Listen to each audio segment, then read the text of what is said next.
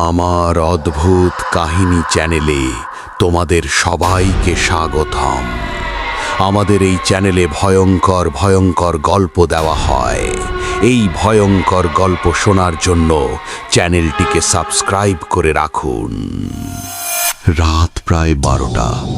পশ্চিমবঙ্গের এক ছোট গ্রাম, জঙ্গলপাড়া। গ্রামের একদম শেষ প্রান্তে একটা পুরনো বাড়ি আছে। সবাই সেই বাড়িকে বলে অন্ধকার বাড়ি।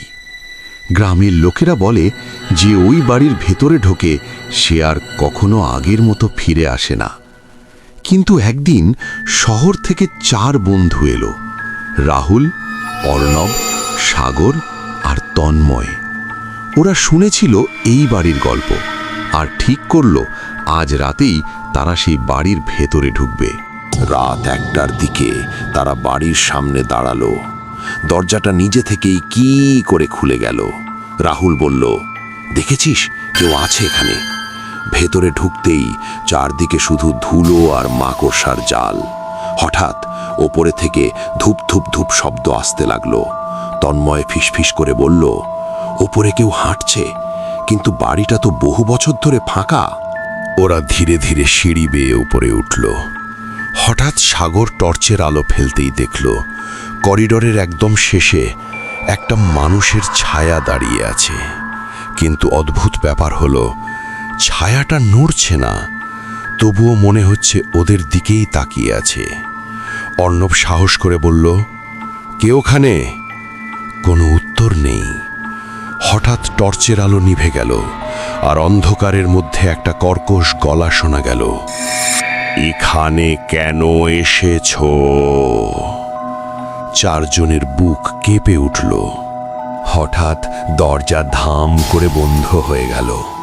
তখন তারা দেখতে পেল একটা সাদা শাড়ি পরা মহিলা ধীরে ধীরে অন্ধকার থেকে বেরিয়ে আসছে। তার চোখ দুটো সম্পূর্ণ কালো। মহিলাটা ফিসফিস করে বলল, 30 বছর আগে এই বাড়িতে 4 জন ছেলে ঢুকেছিল। ওরা আমাকে মেরে ফেলেছিল। তারপর থেকে আমি অপেক্ষা করছি আর 4 জনের। 4 বন্ধু তখন বুঝতে পারল ওরা যে গল্প শুনেছিল সেটা শুধু গল্প নয়। রাহুল চিৎকার করে বলল, দৌড়াও! ওরা সবাই নিচে দৌড়ে দরজার দিকে গেল, কিন্তু দরজাটা আর খোলা নেই। হঠাৎ পিছন থেকে ঠান্ডা একটা হাত রাহুলের কাঁধে পড়ল। সে ধীরে ধীরে ঘুরে দাঁড়ালো আর তারপর 4 জনের চিৎকারে পুরো বাড়ি কেঁপে উঠল। পরের দিন সকালে গ্রামবাসীরা বাড়ির সামনে এসে দেখল দরজা খোলা, ভেতরে কেউ নেই, শুধু দেয়ালে রক্ত দিয়ে লেখা, এখন তারা 4 জনেই এখানে থাকে।